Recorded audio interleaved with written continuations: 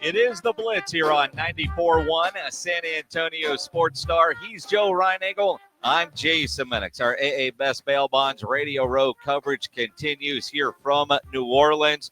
You know, the schedules are always off this week because, but what's cool about this is we get to visit in person with the great Charean Williams, who normally 5:15, but she came out, we'll knock it out early. All right. Yeah, because it's been a long day for you already. It has. And my coworker, actually, I was just telling you guys, has food poisoning. So I have loaded up my bag with Gatorade, and I am getting back to the hotel to get to Miles to hopefully feel better. That's not a good way to be at the Super Bowl. He had COVID at the LA Super Bowl was laid up there and now has this, but I guess it's better early in the week than late in the week. What a way of getting out of having to go like the NFL opening night and the big press conferences earlier in the week, man. That's a good point. I've got, stay at the hotel. Good point. Yeah. I'm going to try that tomorrow, maybe. Maybe so. You said something that was intriguing, that the start of this Super Bowl week has been slower for you. What is it normally like, Charean? A few more stories and a little more excitement. It's kind of dead right now. I don't know. I just don't have that Super Bowl feel yet that you normally get early in the week. Now, I know it's going to pick up, but I'm just saying we're off to a really slow start. I went to both team sessions today, and there wasn't much there to write. I've written everything basically I got from there. I think I have one more thing to write, but I got close. Let's put it this way. I got close enough to Jalen Hurts to ask 4 questions of Jalen Hurts, which tells you that, there's not as many people there that I think that are usually here. I don't know. It just seems slow. This is my 30th. It just seems slow to me. Is it? I'm trying to think what could cause that. Like those press conferences at the team hotel and everybody's over here, so you got to get on a bus and go over. Yeah. Kind of a pain. And there's so many other things going on. But also, like last night, watching some of NFL opening night, the knucklehead questions those guys responded to.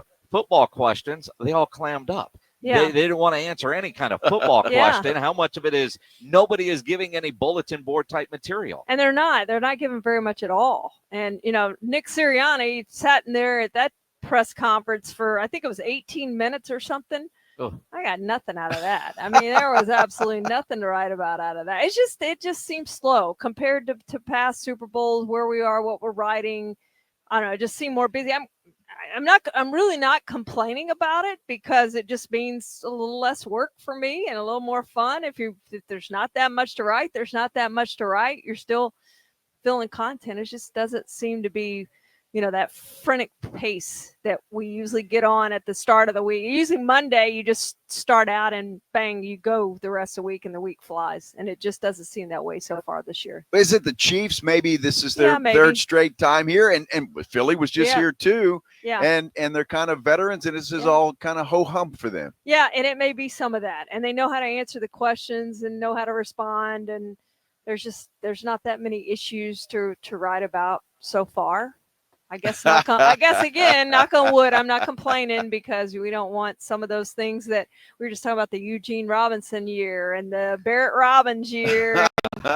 We've seen some things at these Super Bowls happen, so let's hope we don't have any of those things, that remains quiet all week. Very true. Although it won't. Although I guess from that perspective, because like as soon as we got off the plane this morning, there's that buzz here that you don't normally get, say, on a Sunday. Normally you come in on a Sunday, get everything set up, and start Monday. Today has just been, that way. But I know Micah Parsons is going to be here, was it Thursday, to record his podcast. My guess is you'll get some good stories out of that. Yeah, I'm sure so. Yeah, I'm sure they'll and guys will start coming in. You're going to get a ton of story. And Myles Garrett is talking tomorrow. You're going to have a ton of stories out of Myles Garrett tomorrow. I mean, he's going to talk about the trade request, and it's going to be a big deal. And he's probably the biggest name that's going to come through here over the next couple of days, and that'll create some buzz for sure. What do you think about that, Charean? Myles Garrett going? I mean, I kind of get it. I mean, their future doesn't look exactly bright. Yeah. What do you think? Well, I understand where he's coming from. Uh-huh. He wants to win, and there's something to be said for that. I'm certain that Browns fans aren't happy about that, but some of them certainly understand, because they've gone through it. Since before the franchise came back in 1999, but this just hasn't been a winning franchise, and he's frankly wasted a big portion of his career getting toward Canton, which he mentioned that in its statement. He's done just about everything he can do to get into Canton thus far in his career, but he hasn't won that Super Bowl. And I know that's the one thing that's missing on his resume, and he wants a chance to do that, and he wants to go to a place that he can do that. And I would put the odds right now at 50-50.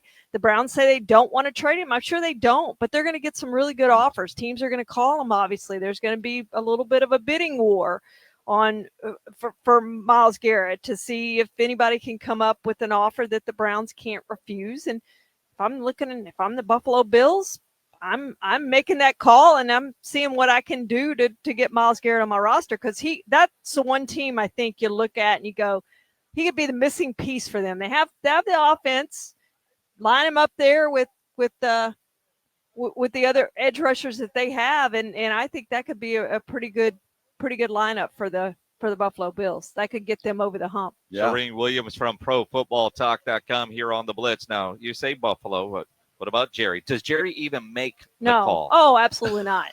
No. 0% chance. I mean, him and Micah Parsons? None. There will not be a phone call made. Well, what's scary about that is I've heard Washington could be a player. Yeah. I mean, can you imagine that?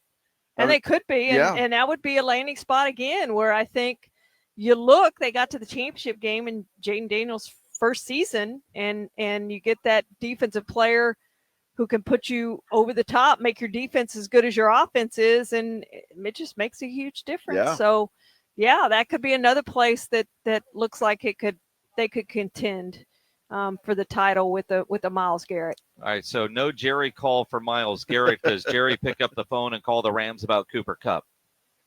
There's a chance that Cooper Kupp gets cut. I think that's probably the better scenario that happens. I don't think anybody's going to trade for him. That's my thought. I think the Rams cut him. They want out of that contract. I just don't think anybody's going to pick up that contract. That's my thought. So if he's a free agent, maybe. What's somebody going to pay him? I think it comes down to that. He's been injury plagued the last couple of years, so you got to factor that in. And at the right price, I think the Cowboys could be players now. Are they going to trade for him? No. Could they get him once he's cut? Yes. It just seems, and I hope Jerry's, and they've mentioned it, that they could be active in free agency this year. And I think they have to be. They've got some good young players. I know a lot of them have been hurt, and who's going to come back healthy, and how's it going to affect anybody. But having said all of that, quickest way to do this is add a couple of pieces that are veteran pieces. Yeah, no doubt about that. And he could be one of those guys. You need that number 2 receiver opposite CeeDee Lamb, and he could be that guy. He'd be very good for you, and something they need. Now, you say, yeah, they're going to do it. Well, they said they were all in last year, and they didn't do it. So there's no guarantees they're going to do what they say they're going to do. There's no guarantees. And their version of being active in free agency might be totally different than the way we think of being active in free agency. Being active in free agency, I'm thinking the first 2 or 3 days you're signing guys, the first week you're signing guys, not waiting until the first wave goes and then you're going to sign 3 or 4 guys, which they didn't do that last year, but that's kind of been their MO 2 years ago, 3 years ago, 4 years ago. I'm talking about if to be active and to become a contender again, they need to be active early in free agency. You don't have to sign 10 players. You don't have to sign 5 players, but you need to sign now Cooper Kupp, if he gets cut, going to get cut even before free agency starts, but a Cooper Kupp type receiver, a linebacker, a veteran linebacker, a defensive tackle. I'm talking about maybe 3 players that you go out and you sign who can help turn things around for you. Charean, when you think about, since we talked last Tuesday and, things that were said at the Senior Bowl by Steven, the staff coming together, anything in your world where it's, all right, I like that, I like what I'm hearing there, or is it just the same old in your mind from Steven and the Brain Trust? Well, yeah, I don't know necessarily from Steven and the Brain Trust, but I like what I heard from Schottenheimer, and I like the fact that they want to run the ball, which means you got to get a running back to run the ball. So they seem dedicated to go out and getting a running back, whether that's a Genty in the draft. It's a really good running back draft. It's not as good in free agency. So maybe you don't get that guy in free agency. But if you don't, then you've got to spend an early pick for sure on a running back. I mean, running backs to me, they were devalued for so long. I don't think they're devalued anymore. I think you need that lead running back, that bell cow guy. And the Cowboys, Rico Dwaddle did as good as he could possibly do. Kudos to him for the season he had. He's not a bell cow running back. He's not the Derrick Henry who they could have had. He's not Saquon Barkley. He's not an MVP candidate. He can't carry the load. He can't carry the team. You need that guy. You need to find that guy and draft that guy. Do you think Genty's that guy? Yeah, I do. Yeah, I do. And there's a lot of guys like it. Doesn't necessarily have to be in the first round. I think you can get one of those guys in the second. It is a great running back draft. You get one of those guys in the second round if you want to draft a receiver or, if there's an offensive line. Again, I think you stick to your draft board, whatever that is, whoever that player is, you stick to your draft board and then get the running back in the second round if you have to, or the third round. I mean, you look at the running backs they could have had in the fourth round this past year. They could have Bucky Irving. Yeah. Now, maybe Bucky Irving's, I'm not saying he's Derrick Henry or whatever, but he can carry an offense. Yep. I think you put him in there and you put Rico with him and you put a veteran running back, not Ezekiel Elliott, but a different veteran running back in there with him. And you would be okay with a sort of running back by committee type thing. But the running backs they had were not going to work even as a committee. They just didn't have that running back that you can kind of lean on. And they could have had that guy in the fourth round this past year. Interesting. Charean Williams, Pro Football Talk, joining us here on the Blitz in New Orleans on Radio Row. I see the Eagles on the banner over here and the Chiefs over there. Are we getting a three-peat? I really like the Eagles roster overall, probably better than the Chiefs. Really like that roster. Depth, everything else. But the Chiefs have the obvious advantage, head coach and quarterback, which are the two most important things on any team.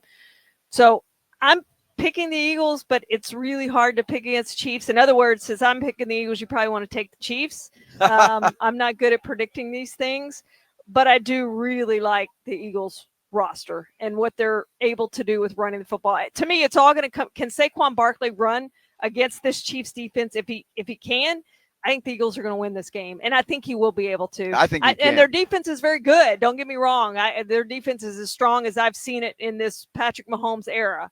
I love the Chiefs defense, but I do think Saquon Barkley is going to be able to run, and I think he's going to be the difference of this game. The Giants have to be just throwing up and the behind the scenes, just like sick.